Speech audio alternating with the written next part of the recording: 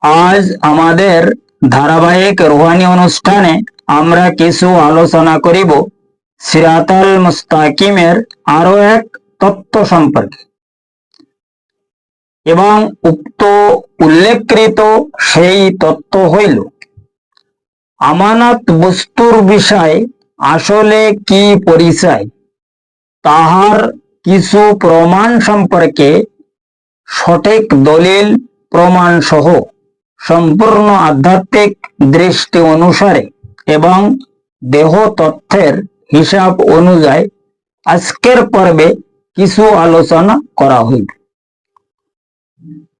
কারণ উক্ত উল্লেখকৃত সেই মহা কঠিন রুহানি বিষয়কে যদি সঠিকভাবে উপলব্ধি করা যায় তবে বর্তমান জামানার প্রতি প্রত্যেক মানব গোষ্ঠী উপলব্ধি করিতে সক্ষম হইবে উক্ত পবিত্র আমানত বস্তুর বিষয় আসলে কি পরিচয় তাহার সঠিক প্রমাণ সহ সিরাতাল মুস্তাকিমের হাকিকত সম্পর্কে প্রত্যেক ব্যক্তি আরো বহু এলেম অর্জন করার জন্য সঠিক রুহানি হিসাব অনুযায়ী এবং বাতিনি তালিম অনুসারে অবশ্যই সক্ষম হইতে পারিবে ইনশাআল্লাহ তাআলা। কাজেই এখন উপলব্ধি করার বিষয় হইল উক্ত পবিত্র আমানত বস্তুর বিষয় আসলে কি পরিচয় তাহার সঠিক প্রমাণ সম্পর্কে সেই মহান আল্লাহ পাক এবং তাহার নবী পাক সালাতুস সালামের প্রতিষ্ঠিত পবিত্র ধর্মীয় সংবিধানে তাহাদের কোনো সঠিক দলিল আছে কি তাহাই আগে ক্লিয়ার ভাবে জানিতে হইবে এবং পরে উক্ত বিষয় প্রমাণ সম্পর্কে কিছু রুহানি আলোচনা অবশ্যই করা হইবে।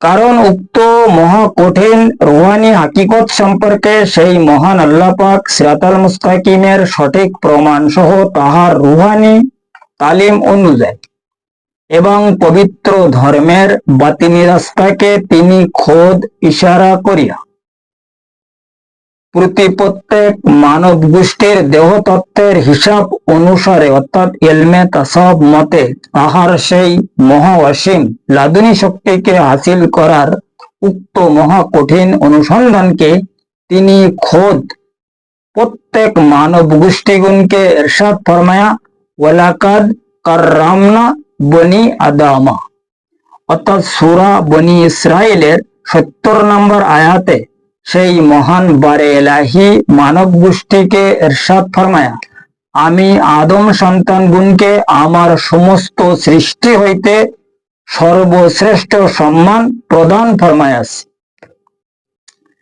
কাজে এখন উপলব্ধি করার বিষয় হইল সেই মহান আল্লাহ পাক আদম সন্তানগণকে কি বস্তু দ্বারায় তাহার সমস্ত সৃষ্টি হইতে তিনি সর্বশ্রেষ্ঠ সম্মান প্রদান ফরমায়া সেই বিষয়। তবে উক্ত আমানত বস্তুর আসল পরিচয় উপলব্ধি করা সম্ভব হইবে কারণ উক্ত আমানত বস্তুর হাকিকত সম্পর্কে সেই মহান আল্লাহ পাক সূরা আহজাবের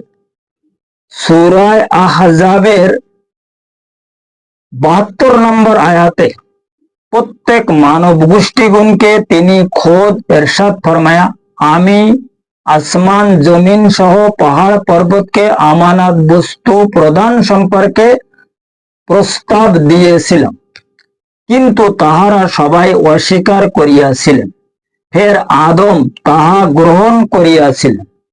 কাজেই এখন আবার উপলব্ধি করার বিষয় হইল সেই মহান আল্লাহ পাকের প্রদানকৃত এবং হযরত আদম আলাইহিস সালাতুস সালামের গ্রহণকৃত উক্ত পবিত্র আমানত বস্তু আসলে কি সেই বিষয়ে সঠিক ইলম হাসিল হইলে তখন উক্ত আমানত বস্তুর আসল পরিচয় অবশ্যই পাওয়া যাইবে।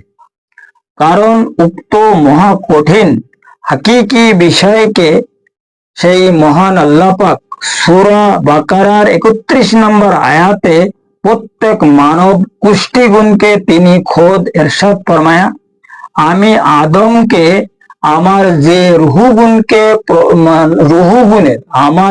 রুহু গুণের নাম শিক্ষা দিয়েছিলাম, আমার সেই রুহু গুণের হাকিকত সম্পর্কে আমার অন্য কোনো মাকলুক খোঁজ খবর রাখেই না।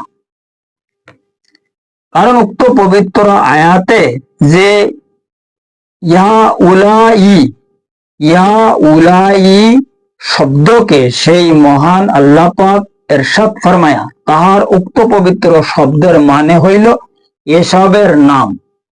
অর্থাৎ অন্যান্য মাকলুকরা যে সময় হযরত আদম আলাইহিস সালামকে তাজিম করার জন্য তারা আনাটানি করিয়াছিলেন, তখন সেই মহান আল্লাহ পাক তাহাদেরকে ফরমায়াছিল, তোমরা যদি সত্যিবাদী হও, অর্থাৎ আদমের চেয়ে তোমরা যদি বড় হও, তাহার চেয়ে তোমরা যদি সম্মানধারী হও, তাহলে এই মাকলুকগুলোর নাম বলো। তখন তারা বলে, ইয়াবারে এলাহি, আপনি আমাদেরকে যতদূর রহমত প্রদান ফরমাইয়াছেন আমরা ততদূর পর্যন্ত এলেম রাখি, যে এলেম আপনি আমাদেরকে প্রদান ফরমাইছেন এদের সম্পর্কে আমরা কোথা থেকে বলবো। তখন হযরত আদম আলাইহিস সালামকে ইশারা করা হইল যে তুমি প্রদান ফরমাইয়াছিলেন সেই মহান আল্লাহ পাক, যে তুমি সেই মাকলুকগুলোর নাম তাহাদেরকে শুনাইয়া দাও। তখন হযরত আদম আলাইহিস সালাম ঝর্ণা ধারার মতন বলিয়াছিলেন, কলব, রুহু, সির, খফি, আকফা, আনা, নফস, কলবে সেলিম, কলবে মুনিব, কলবে শহীদ, নফসে আম্মারা, নফসে লাবামা, নফসে মুলহিমা, নফসে মুতমাইনা, রুহে জামাদি, রুহে নাবাতি এবং রুহে হাইমানি। তখন যখন হযরত আদম আলাইহিস সালাম এই আল্লামুল আসমা এলেম, এই এলেম সম্পর্কে তিনি আমানত তাহাকে যে বস্তু, যে এলেম প্রদান ফরমাইয়াছিলেন আল্লাহ পাক, এই এলেম সম্পর্কে তিনি যখন প্রকাশ ফরমায়, তখনই সমস্ত ফেরেশতা সহ অন্যান্য মাকলুকরা তার সামনে তাজিমি সেজদার জন্য ঝুঁকে গেলেন। কারণ তাহারা সেই সময় পরিষ্কার ভাবে উপলব্ধি করিতে সক্ষম হইলেন যে হযরত আদম আলাইহিস সালাম হইল আমাদের চেয়ে সর্বোচ্চ জ্ঞান। এই হইল উক্ত পবিত্র আমানত বস্তুর সঠিক দলিল।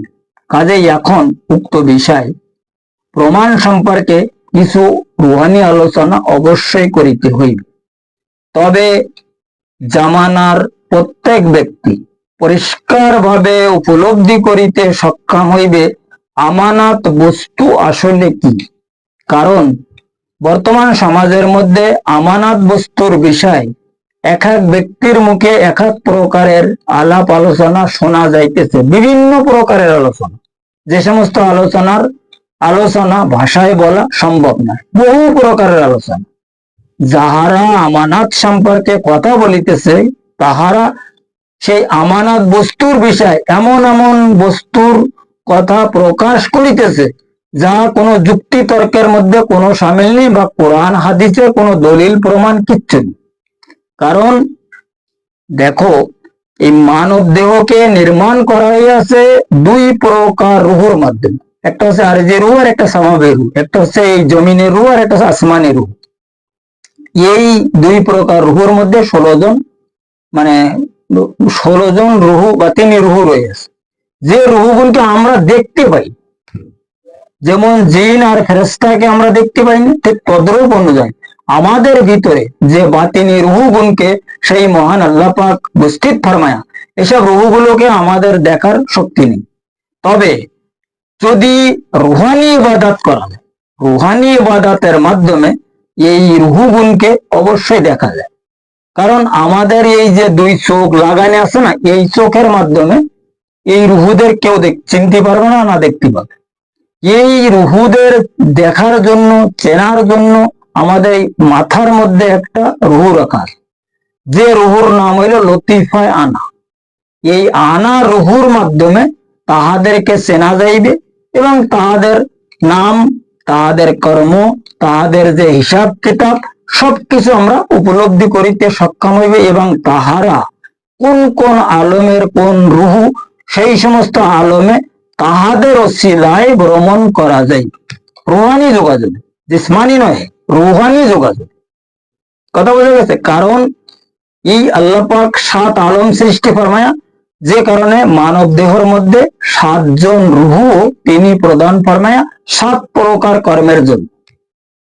এখানে কারো কর্ম হচ্ছে সেই মহান আল্লাহ পাকের ইবাদত বন্দিগিরি করানো, কারোর কর্ম হইল আমাদের মুখ জবান দ্বারায় কথা বলানো, কারোর কর্ম হইল আমাদের এই নাসিকা দ্বারায় শ্বাস প্রশ্বাস চালানো, কারোর কর্ম হইল চোখ দ্বারায় দেখানো, কারোর কর্ম হইল কান দ্বারায় শোনানো, কারোর কর্ম হইল দিমাগ দ্বারায় চিন্তা গবেষণা করানো, এবং এক রুহুর কর্ম হইল আমাদের এই বডিকে দেহকে এই আলমে নাসুক অর্থাৎ দুনিয়ার জমিনে চলাফেরা করানোর জন্য।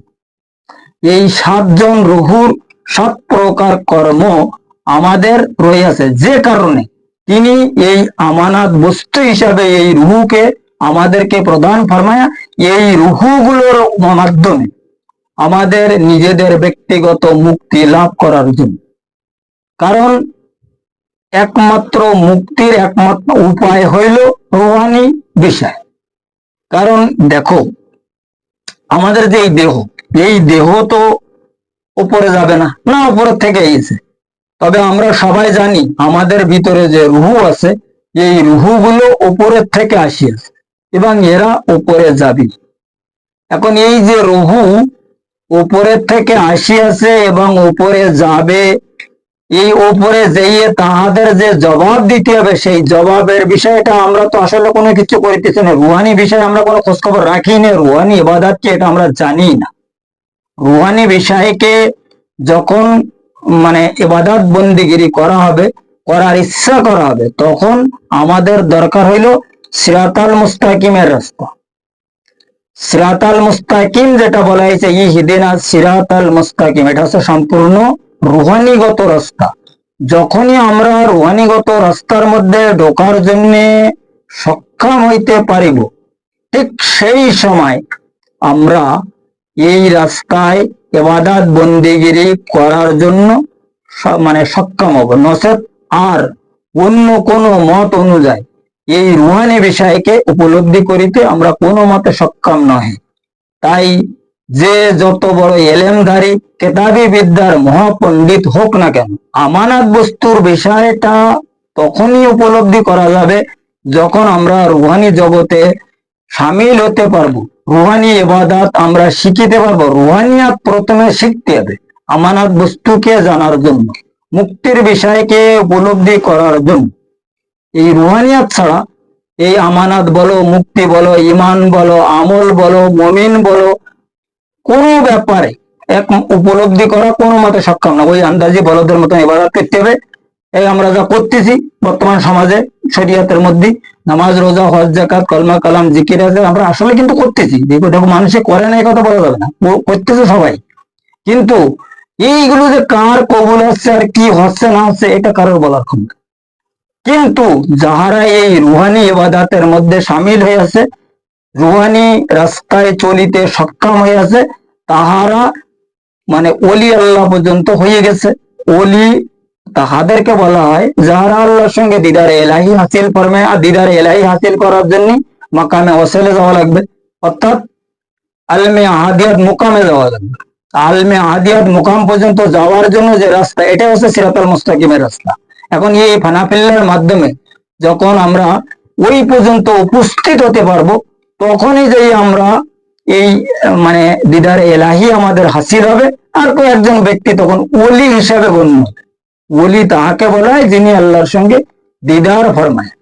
দিদারকৃত ব্যক্তি ছাড়া ওলি কেউ হতে পারে না। আচ্ছা, মুমিন প্রথমে ওলি হওয়ার আগে মুমিন হওয়ার দরকার আছে, আর মুমিন হওয়ার আগে ইমানদার হওয়ার দরকার আছে, আর ইমানদার হওয়ার জন্য আমলদার হওয়ার দরকার আছে, আর আমল করার জন্য সিরাতাল মুস্তাকিমের রাস্তা অবশ্যই দরকার হইবে। এবং সিরাতাল মুস্তাকিমের রাস্তা হইল নবী পাকের তরিকা, যে কারণে তিনি ফরমায়া যে মান সালাকা তরিকি ফাহুয়া আওলাদি। এরপরে তিনি আরো ফরমায়া মানে অন্য হাদিসে যে উস্কুর রাসূল কুমুল্লাহে ফি আহলে বায়াত, মানে তোমরা যাহারা আমার রেখে যাওয়া 2টা বস্তু অবলম্বন করিবা, প্রথম নম্বরে কোরআন, দ্বিতীয় নম্বরে হচ্ছে আমার আহলে বায়াত। কোরআনের মধ্যে হেদায়েত এবং নূর সম্পর্কে বলা আছে। আর ওই হেদায়েতের বিষয়টা আর নূর সম্পর্কে তোমাদের প্র্যাকটিক্যাল ভাবে উপলব্ধি করার জন্য আমার আহলে বায়েতকে অনুসরণ করি। আমি আল্লাহকে সাক্ষী করিয়া বলিতেছি, তোমরা কেউ কোনো সময় পথভ্রষ্ট হইবা না। এই দুইটা জিনিস যারা আঁকড়াই ধরিয়া রাখিবে, আর এই দুইটার থেকে যারা একটা পরিত্যাগ করিবে তারা অবশ্যই পথভ্রষ্ট হইবে। হয়তো আমরা কোরআনকে মানতেছি, আহলে বায়েতকে মানতে পারতেছি না, তো ওনারাও পথভ্রষ্ট হবে। যারা আহলে বায়েতকে মানতেছে, কোরআনকে মানতেছে না, তাহারাও পথভ্রষ্ট হবে। উভয় দুইটা বস্তু আঁকড়াই ধরে রাখার আসলে কিন্তু দরকার আছে। আর এই সাথে সাথে এই আহলে বায়েতের হুকুম আহকাম আর কোরআনের নির্দেশ, কোরআনের মধ্যে যে সমস্ত আইন কানুন বিধান আছে, এইগুলো উপলব্ধি করার জন্য হুজুর পাকের হাদিস শরীফ মজবুত রয়েছে। যে কারণে তিনি ফরমায়া এই হাদিস যে মান সালাকা তরিকি ফাহুয়া আওলাদি। আর তখনই আমরা মানে ওনার আহলে বায়েতকে অনুসরণ করিতে সক্ষম হব যখন মাওলায় কায়নাতের যে সিলসিলা, যে কথা তিনি ফরমায়া মান কুনতুম মাওলাহু ফাহাজা আলী ইউন মাওলা। এই রাস্তা যখন আমরা অবলম্বন করিয়া এই রাস্তায় চলিব, তখন অবশ্যই হেদায়েতের রাস্তা পাবো, রুহানি রাস্তা পাবো, আমানত সম্পর্কে বুঝিতে সক্ষম হইব। যে কারণে তিনি আল্লাহ পাক খোদ ফরমায়া ওমাই ইউমিন বিল্লাহি ইয়াহাদি কলবাহু, ওমাই ইউমিন বিল্লাহি ইয়াহাদি কলবাহু। অর্থাৎ তোমরা আমার সঠিক জাতের ওসিলায় আমার প্রতি ঈমান স্থাপন করো, দেখো আমি তোমাদের কিভাবে হেদায়েত করিতেছি।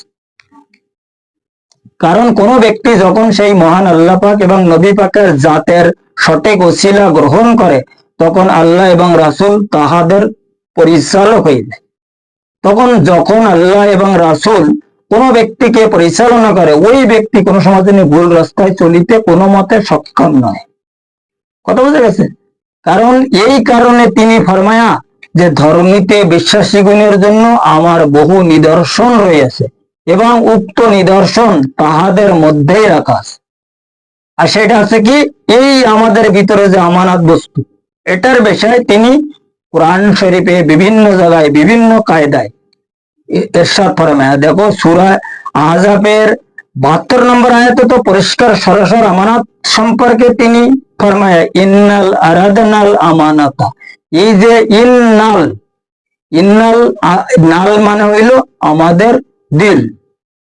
এই যে আমরা দিল বলি, যেটা দিল কেউ হৃদয় বলতেছে, কেউ হৃৎপিণ্ড বলতেছে, আবার এটারে ইংরেজিতে হাড় বলা হচ্ছে, আর এটা সুরিয়ানি ভাষায় নাল বলা। আসমানের উপরে এই দিলকে নাল বলা হয়।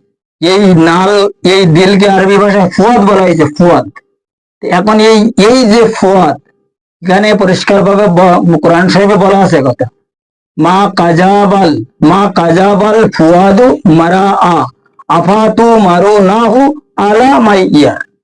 এই ফুয়াদের মধ্যে সবকিছু আমানত বস্তুর যে বিষয়টা, আমানত বস্তুর যে পরিচয়, এই ফুয়াদের মধ্যে থেকে আমাদেরকে কালেকশন করিতে হইবে। আর এই ফুয়াদ মানে হচ্ছে দিল। এই দিল থেকে সিরাতাল মুস্তাকিমের রাস্তা সিলসিলা বাহির করিতে হবে। আর এই সিলসিলা বাহির করার জন্য আমাদের দরকার একজন সিরাতাল মুস্তাকিম প্রাপ্ত বান্দা, যাদেরকে ওলি বা মুর্শিদ বলা হয়। যে ব্যাপারে তিনি কোরআন শরীফে পরিষ্কার ভাবে ফরমায় যে আমি যতক্ষণ পর্যন্ত আমার ওলি মুর্শিদকে তোমাদের না দেখায় দেব, ততক্ষণ পর্যন্ত তোমরা কেউ খুঁজে বাহির করিতে সক্ষম নয়। যে কারণে তিনি আরো ফরমায়া যে আমি হেদায়েত যাহাকে করার ইচ্ছা করি, আমার নূর দ্বারা হেদায়েত করি, কিতাবের মাধ্যমে নয়। এবং এসব কথা তো কোরআন শরীফে দেখো, কোরআনের দলিল আর হাদিসের যে দলিল, এই দুইটা সম্পর্কে আলোচনা করতে তো ওই দিকে চলে যাওয়া। তথ্যের ব্যাপারে কিছু আলোচনা করা যায় না। তথ্য যেটা রুহানি বিষয়, আমাদের দেহ তত্ত্বের যেটা বিষয়, যেটা অরিজিনাল এলমে তাসাউফ, এলমে তাসাউফের বিষয়ে আলোচনা করতে গেলে কথায় কথায় সব কথার দলিল সাথে সাথে দেওয়া সম্ভব না। তাহলে এই আলোচনা বহুত লম্বা হয়ে যাবে। এত লম্বা আলোচনা এই লাইফের মাধ্যমে করা যায়। এখন মেন বিষয় হইলো আমানত বস্তু। আজকে আমাদের যে প্রোগ্রাম, এই প্রোগ্রামের নাম হইলো কি আমানত বস্তুর আসলে কি পরিচয়। আমানত বস্তুর পরিচয় হইলো আমাদের ভিতরে যে রুহগুলো আছে, বাতিনি রুহ, যে রুহুদের মাধ্যমে আমরা চলাফেরা করি, আমার এই দুনিয়ায় আমাদেরকে নিয়ন্ত্রণ আমরা করি হইতেছি, যে রুহুদের ওসিলায় আমরা দুনিয়ার জমিনে নিয়ন্ত্রণ হইতেছি। দেখো এই দেখা শোনা চলা বলা, দেখা শোনা বলা চলা, শ্বাস প্রশ্বাস নেওয়া, এই মানে চিন্তা গবেষণা ইত্যাদি, এইগুলোকে আমাদেরকে পরিচালনা বলে। এই রুহু যাহাদের মধ্যে একটা কম আছে, তাদের এই বিষয়গুলোর মধ্যে কোনো না কোনো একটা সাইড লোপ আছে। যদি কারোর মধ্যে মানে স্থির রুহু না থাকে তো ওই ব্যক্তি অন্ধ অবস্থায় রয়েছে। কারোর মধ্যে যদি খফি রুহু না থাকে তো ও কালো অবস্থায় রয়েছে। কারোর মধ্যে যদি আকফা রুহু না থাকে তো ও বোবা অবস্থায় রয়েছে। ঠিক এইভাবে রুহানি বিষয়টা একের পর এক বুঝিতে, একের পর এক যখন এই জিনিসটা আমরা বোঝার জন্য সক্ষম হব, তখনই বোঝা যাবে যে আসলে আমাদের কোনো শক্তি আছে কিনা। কোনো শক্তি নেই আমাদের। এই মানব দেহ যেটা, এটা একটা কাঠপুতলা। এর প্রত্যেক স্তরে স্তরে একটা করে রুহু রাখা আছে, যে কথা মানে সূরা তারিকের মধ্যে পরিষ্কার ভাবে আল্লাহ পাক ফরমায় যে তোমাদের প্রত্যেক রুহুর সঙ্গে একটা করে ব্যারিগার্ড রাখা আছে, যারা তোমাদেরকে পরিচালনা করিতেছে। কথা বোঝা গেছে? আর এই ব্যারিগার্ড ওয়ালা যে রুহু, এ হলো সম্পূর্ণ নফসানি রুহু। কারণ এই নফসানি রুহুদের বলা হয় গের আল্লাহ। এই গের আল্লাহ থেকে আমরা যখন উদ্ধার হইতে পারি, তখনই যাই আমরা এই রুহানিয়াতটা আমাদের মধ্যে একটা বুঝ শক্তি আসে। রুহানিয়াতের বিষয়টা আমরা বোঝার জন্য তৌফিক অর্জন করিতে পারি। যতক্ষণ পর্যন্ত আমাদের মধ্যে গের আল্লাহর অত্যাচার থাকবে, গের আল্লাহ থেকে আমরা মুক্তি প্রাপ্ত পরিত্রাণ লাভ করিতে সক্ষম না হব, ততক্ষণ পর্যন্ত কোনো ব্যক্তি এই রুহানিয়াতের বিষয়টা উপলব্ধি করিতে মোটেও সক্ষম নয়। কারণ তিনি পরিষ্কার ভাবে ফরমায়া ওয়াহুসিলা মা ফিস সুদূর। এই যে আমরা দুনিয়ায় যে সমস্ত ইবাদত বন্দিগিরি মুরাকাবা মুশাহিদা তাজকিয়া নফস তাসবিহ কলব হক লেকিন কাশফি ঈমান নামাজ রোজা ওয়াজ যাকাত কলমা জাকির, এইসব ব্যাপারে তিনি কোন রকম অডিট করবেন না। সেই দিন শোনা বোঝা হবে শুধুমাত্র তোমাদের সিনার মধ্যে আমার যে মাকলুক গুলো রাখা ছিল তাহাদের খবর কি। অবশ্যিলা মাফিস সুদূর। এই সুদূর মানে সিনা। এই সিনার মধ্যে যে সমস্ত মাকলুক গুলো রাখা ছিল, রাখা হইয়াছে, সেই মাকলুক গুলোর খবর কি তাই বল। যে কারণে তিনি কোরআন শরীফে পরিষ্কার ভাবে ফরমায়া যে তোমরা কলবে সেলিম, কমসে কম কলবে সেলিম সঙ্গে নিয়ে আসিও, যদি শেষ বিচার দিবসে সঠিক মুক্তির আশা করিতে চাও। আর নসেব ইয়ানফসি অন্তিম সময় আমাদের করিতে হইবে, এতে কোনো রকমের ভুল ভ্রান্তি মোটেও নেই। এ ব্যাপারে তিনি পরিষ্কার ফরমায়া কাদা ফালাহা মান তাযাক্কা, কামিয়াবি সেই ব্যক্তি হইবে যাহারা নফসের তাজকিয়া এবং কলবের তাসফিয়া করিতে সক্ষম হইয়াছে। সূরা মানে শামসের মধ্যে পরিষ্কার ভাবে বলা হয়েছে যে যারা তাদের অলসিতার কারণে নিজ আত্মাকে পবিত্র করিতে সক্ষম হয় নাই, তাহারা সঠিকভাবে ক্ষতিগ্রস্ত হইবে। আর যাহারা তাহাদের নিজ আত্মাকে পবিত্র করিতে সক্ষম হইয়াছে, তাহারা অবশ্যই পরিত্রাণ লাভ করিবে। মানে আত্মা মানে রুহ, রুহ মানে আত্মা। এই রুহানি বিষয়টা আমাদেরকে পরিষ্কার পরিচ্ছন্নতা যতক্ষণ না করা যাবে, ততক্ষণ পর্যন্ত আমানত কি জিনিস, সিরাতাল মুস্তাকিম কাহাকে বলে, সিরাতাল মুস্তাকিমের নিয়ম কি, কি কারণে আল্লাহ পাকের ইবাদত বন্দিগিরি করিতে হয়, এসব বিষয় আমাদের উপলব্ধি করা আসলে কোনো মতে সক্ষম নাই। কথা বোঝা গেছে? এই বিষয়গুলো যাহারা সঠিকভাবে উপলব্ধি করিতে সক্ষম হয়েছে, তাহারাই বিভিন্ন কায়দায়, বিভিন্ন কেতাব, বিভিন্ন ছন্দ, বিভিন্ন প্রকারের শায়রি তাহারা লিখিয়া গেছে। যেমন এই যে আমির খুরশিদ রহমতুল্লাহ আলাইহি ফরমায়া নমি দানম সে মঞ্জিল বুদ, নমি দানম সে মঞ্জিল বুদ, সব জায়কে মন বুদম, बरसू रक्से बिस्मिल बुद, सब जाए के मन बुदम, खोद खोदा, खोदा खोद मेरे मजलिस बुद, अंदर ला मकाम खुशरू, मोहम्मद सब में মাহফিল বোধ, সব জায়কে মন বোধম। তো হজরত মৌলানা হজরত আমির খসরু রহমতুল্লাহ আলাইহি বলিতে চাচ্ছে যে শেষ রাত্রের সময় ছিল, আমি কোন মোকামে গেলাম, কোন জায়গায় এটা আমি ঠিক বলতে পারবো না, তবে সেখানে বহু লোক যাচ্ছে এবং সবার সঙ্গে হুজুর পাক উপস্থিত আছে এবং ওইখানে মাহফিল আছে, যে মাহফিল পরিচালনা করিতেছে সেই মহান আল্লাহ পাক খোদ। আর এটা হচ্ছে লা মাকাম, এখানে বলেছে আন্দার লা মাকাম খুশরু, মানে ওনার ভিতরে উনি সবকিছু দেখিতেছে। সেটা হচ্ছে কি রুহানি বিষয়, ওনার এই জিসিম তো যায়নি না। যখন উনি রুহানি বিষয়টা সাকসেসফুল হইয়াছিলেন, তাসকিয়া নফস এবং তাসফিয়া কলব হক্কু লেকিন আর কাশফি ইমান যখন তার হাসিল হইয়াছিল, তখনই তিনি এই ব্যক্তিকে এই অবস্থাগুলো দেখা শুরু হইল তাজাল্লি রুহুর মধ্যে। কাশফি ইমান, কাশফি ইমান মানে কি? কাশফ মানে কি কোন সিক্রেট বস্তুকে প্রকাশ হওয়া, যে বস্তু একটা মানে আশ্চর্য জিনিস, যেটা আশ্চর্য বিষয়, যে ব্যাপারে আমরা কোনো সময় জানিনি, একটা গোপন বিষয়কে প্রকাশ হয়ে যাওয়াকে কাশফ বলে। এই কাশফি ইমান যতক্ষণ হাসিল না হবে ততক্ষণ পর্যন্ত রুহু তাজাল্লি হবে না। আর রুহু তাজাল্লি হওয়ার পরে তখন এই সমস্ত বিষয়, এই আমানত কাকে বলে, রুহুদের হিস্টোরি কি, রুহু কোথায় যায়, রুহুদের আলম কোথায়, এসব গুলো সব পরিষ্কার ভাবে বোঝা যায় ইনশাল্লাহ তাআলা। যাই হোক, আজকের আলোচনা যা করা হইল এই আমানত বস্তুর বিষয়, এই ব্যাপারে যদি আরো মানে কারোর কন্ট্রাডিকশন থাকে, মানে এই বিষয়টা উপলব্ধি করার, জানা বোঝার, তাহারা যদি আমাদের সঙ্গে সম্পর্ক করে, সম্পর্কের জন্য ডেসক্রিপশনে আমার নাম্বার দেওয়া আছে, তাহলে তাহাদের আরো পরিষ্কার দলিল প্রমাণ সহ বুঝাইয়া দেখায়া শিখায়া দেওয়া হইবে ইনশাল্লাহ তাআলা। এবং যদি কেউ এই সিরাতাল মুস্তাকিমের রাস্তায় চলিয়া নিজেকে নিজে কামিয়াবি করিতে চায়, ইমানদার হিসাবে দাবি করিতে চায়, মুমিন হওয়ার ইচ্ছা থাকে, আর এরপরে ওলি আল্লাহ হওয়া, তো এটা তাহাদের বিষয়, আল্লাহ এবং রাসূলের বিষয়। এই সমস্ত বিষয়ে যদি কারোর ইচ্ছা থাকে তা আমাদের সঙ্গে সম্পর্ক করিলে এই বিষয়টা তাহাদেরকে ক্লিয়ার কাট ভাবে গাইড করা হইবে ইনশাআল্লাহ তাআলা, এতে কোনো অসুবিধা নেই।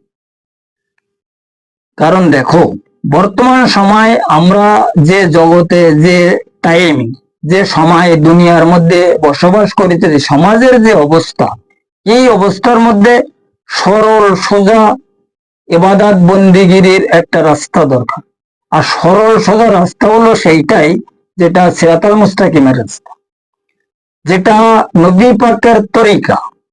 এই তরিকাকে যদি আমরা, তাহার সেই তরিকাকে যদি আমরা সঠিকভাবে উপলব্ধি করিতে সক্ষম হইতে পারি, তখন কিন্তু আমরা মানে বিষয়টা উপলব্ধি করিতে সক্ষম হব। এখন এই বিষয়টা উপলব্ধি করার জন্য, তাহার তরিকায় চলার জন্য সর্বপ্রথমত আমাদের তরিকাতের যে নিয়ম কানুন, এর যে ম্যানিফেস্ট, এর ভিতরের যে বিষয়গুলো, রুহানিগত ব্যাপারটা প্রথমে তো জানিতে হইবে না। যে কারণে তিনি মাওলানা কায়নাতকে পরিষ্কারভাবে এইসব জিনিসগুলো প্রথমে সর্বপ্রথমে জানাইছে। হাদিস শরীফের মাধ্যমে এই কথাগুলো পরিষ্কারভাবে বোঝা যায়। এখানে তিনি এক হাদিসে ফরমায়া, গম্মাত আয়নাকা ইয়া আলী ওয়াসমা ফি কলবিকা লা ইলাহা ইল্লাল্লাহু মুহাম্মাদুর রাসূলুল্লাহ। তার মানে তিনি ফরমায়া যে গম্মাত মানে তুমি চুপচাপ চোখ বন্ধ করিয়া দেখো তোমার কলব কি বলিতেছে, কি পড়িতেছে। যে কারণে মাওলানা কায়নাত ফরমায়া যে পুরো কোরআন শরীফ সূরা ইখলাসের মধ্যে বন্দী করা হয়েছে, আর সূরা ইখলাস বিসমিল্লাহ শরীফের মধ্যে বন্দী করা। আর বিসমিল্লাহ শরীফ বন্দী হইল আল্লাহু জিকিরের মধ্যে, যেটাকে ইসমে আজম জিকির বলে। এখন এসব কথা মাওলানা কায়নাতকে সর্বপ্রথমে শেখানো হয়েছে, দেখানো হয়েছে, জানানো হয়েছে, তারপরে যে তিনি সেসব কথা বলা শুরু করিয়েছে। যে কথা তিনি তার ইচ্ছা মতন বলেন। এই সমস্ত মানে হুজুর পাকের যে দিনকে ফেলানোর বিষয়টা হচ্ছে মাওলানা কায়নাত, তো ওনাকে ফেলাবার জন্য যেটা দরকার সবকিছু দিয়ে তিনি ফরমায়া আনা মদিনাতুল ইলম ও আলিয়ু বাবহা, আমি হচ্ছে এলেমের সুরক্ষিত শহর, হযরত আলী হইল আমার ওই এলেমের শহরের দরজা। কথা বুঝে গেছি? এখন ওনার এই দরজা পর্যন্ত যদি আমরা উপস্থিত হইতে পারি, আর ওই দরজা যদি খোলা যায়, কারণ এই হাদিসের মধ্যে বলা আছে বাব হা, বাব মানে ওপর, হা মানে দরজা। এখন এই দরজা হইল আমাদের মাথায়, মাথার উপরে। এই দরজাকে খোলার জন্য মাওলায় কায়নাতের দরকার আছে। আর মাওলায় কায়নাতের মাধ্যমে যখন এই দরজা খোলা যাবে, তখন হুজুর পাকের এলমের শহরের মধ্যে প্রবেশ করা যাবে, যে ব্যাপারে তিনি ফরমায়া আল মারেফাতু এসরারি, মারেফাত হইল আমার নিগুড় তথ্য এলেম। এই নিগুড় তথ্য এলেমের যে গেট, সে গেট তো মাওলায় কায়নাত, তাই না? যাই হোক, আজকের আলোচনা এই পর্যন্ত রাখা হইল। আগামী পর্বে সিরাতাল মুস্তাকিমের আরো অন্যান্য বিষয়, কিছু রুহানি আলোচনা সম্পূর্ণ আধ্যাত্মিক দৃষ্টি অনুসারে এবং দেহতত্ত্বের হিসাব অনুযায়ী মানব মুক্তির প্রমাণ সহ করা হইবে ইনশাল্লাহ তাআলা, যদি আমার সেই মহান মুর্শিদ মাওলা তাহার নিজ গুণে তিনি আমার প্রতি তাহার সেই মহা অসীম অনুগ্রহ মোবারকে দয়া ফরমায়।